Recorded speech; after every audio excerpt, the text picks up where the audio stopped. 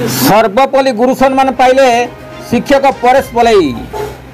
केन्दुझर जिला बांसपाड़ ब्लॉक फुलझर स्थित गोपबंधु नोडाल उच्च विद्यालय सहकारी शिक्षक परेश कुमार पलई राज्य स्तरीय गुरु सम्मान समारोह में सर्वपल्ली गुरु सम्मान पाइछंती। कटक शताब्दी भवन ठारे अनुष्ठित राज्य स्तरीय गुरु सम्मान समारोह विद्या विकास परिषद द्वारा अनुष्ठित होइतिला। एथिरे शिक्षक परेश कुमार पलई सर्वपल्ली गुरु सम्मान पाइछंती। तांकर एही कृतित्व पई समग्र शिक्षक माने खुशी व्यक्त करिसंती।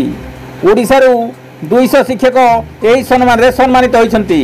गोविंद राउत का रिपोर्ट, केडी न्यूज ओडिया।